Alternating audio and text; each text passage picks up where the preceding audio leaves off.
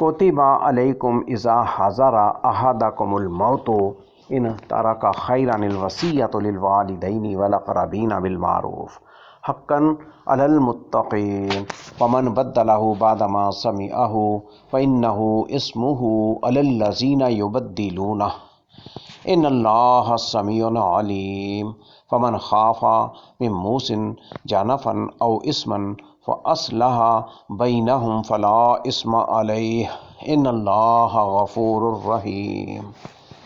تم پر فرض کر دیا گیا ہے کہ جب تم میں سے کسی کو موت آ پہنچے، اگر اس نے وافر مال چھوڑا ہو، اچھے طریقے کے ساتھ وصیت کرنا۔ والدین اور رشتہ داروں کے لیے پرہیزگاروں پر یہ لازم ہے، تو جو شخص اسے بدل دے اس کے بعد کہ اسے سن چکا ہو تو اس کا گناہ انہی پر ہوگا جو اسے بدلیں۔ بے شک اللہ خوب سننے والا، خوب جاننے والا ہے۔ تو جو کسی وصیت کرنے والے کی طرف سے کسی قسم کی طرفداری یا گناہ سے ڈرے تو ان کے درمیان اصلاح کر دے، تو اس پر کوئی گناہ نہیں۔ یقیناً اللہ تعالیٰ بہت بخشنے والا، بہت رحم کرنے والا ہے۔ احکام وصیت۔ کتب علیکم اذا حضر احدکم الموت، موت کے وقت اس کے اسباب رونما ہونے پر اور اس کی علامات ظاہر ہونے پر وصیت واجب ہو جاتی ہے، اس کے بعد گنجائش باقی نہیں رہتی۔ ان ترک خیرا، اگر اس نے کثیر مال چھوڑا ہو تو اس پر واجب ہے کہ اپنے والدین اور رشتہ داروں کے لیے کچھ وصیت کرے، باقی مال اس کی اولاد کے لیے ہوگا۔ یہ حکم ابتدائے اسلام میں تھا، بعد ازاں وراثت کی آیات سے منسوخ کر دیا گیا۔ بالمعروفی، وصیت عدل کے ساتھ ہو، اس میں افراط و تفریط نہ ہو۔ اللہ نے میت کے لیے 1/3 اجازت دی ہے۔ حقاً یہ واجب ہے۔ آیت وراثت کے ذریعے منسوخ ہونے سے پہلے یہی حکم تھا۔ فمن بدلہ، جو وصیت کو بدل کر دے، تبدیل کر دے، بعد ما سمعہ فانما اسمہ، وصیت کرنے والے پر ان کا کوئی گناہ نہیں ہوگا۔ وصیت کے سلسلے میں جو اس کے ذمہ تھا وہ اس سے خلاصی پا چکا ہے۔ جانفاً او اسمن، جانف سے غلطی اور اسم سے جان بوجھ کر طرفداری کرنا مراد ہے۔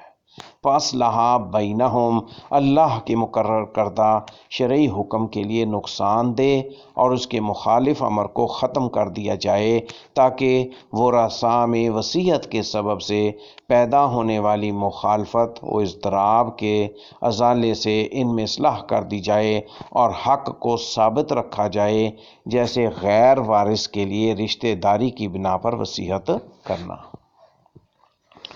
یا ایھا الذین آمنوا کتب علیکم الصیام کما کتب علی الذین من قبلکم لعلکم تتقون ایاما معدودات فمن کان منکم مریضا او علی سفر فعدۃ من ایام اخر وعلی الذین یطیقونہ فدیۃ طعام مسکین فمن تطوع خیرا فہو خیر لہ وَأَن تَصُومُوا خَيْرٌ لَكُمْ إِن كُنتُمْ تَعْلَمُونَ۔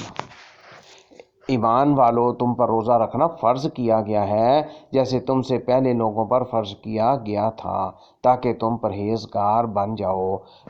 گنے ہوئے چند دنوں میں تو جو کوئی تم میں سے بیمار ہو یا سفر پر ہو تو اس پر دوسرے دنوں میں گنتی پوری کرنا ہے، اور وہ لوگ جو اس کی طاقت رکھتے ہوں ان پر فدیہ ایک مسکین کا کھانا ہے۔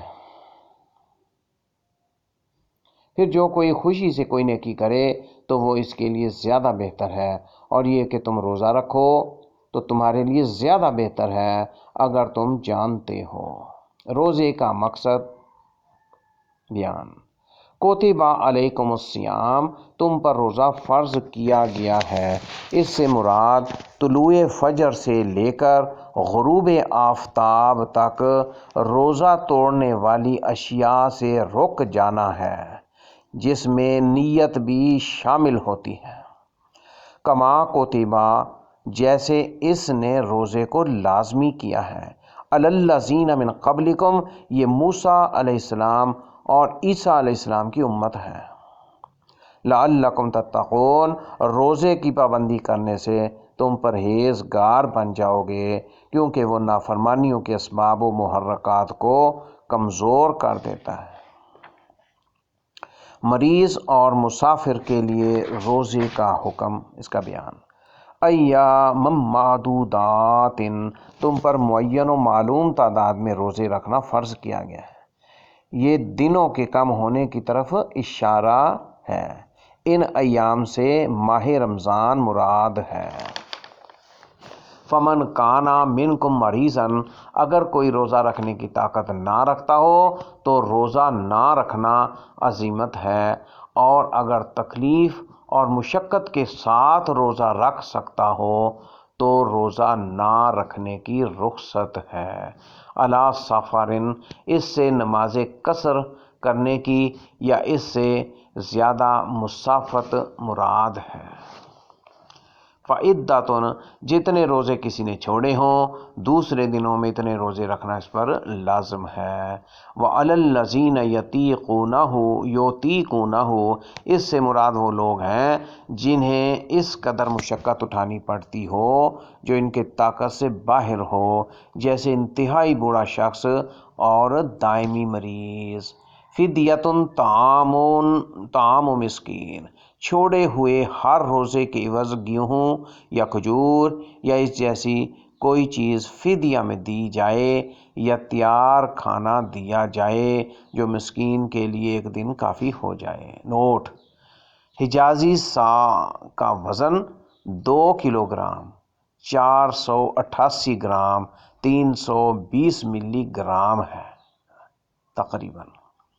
فمن تطوع خیرا فہو خیر اللہ جو کھانا کھلانے میں اضافہ کرے تو بہتر ہے۔ یہ بھی کہا گیا ہے کہ اس سے مراد یہ ہے کہ ایک مسکین کے ساتھ ایک اور مسکین کو بھی کھانا کھلا دے تو بہتر ہے۔ وَأَن تَصُومُوا خَيْرٌ لَكُمْ اس کا مطلب یہ ہے کہ روزہ چھوڑ کر فدیہ دینے سے روزہ رکھنا ان کے لیے زیادہ بہتر ہے۔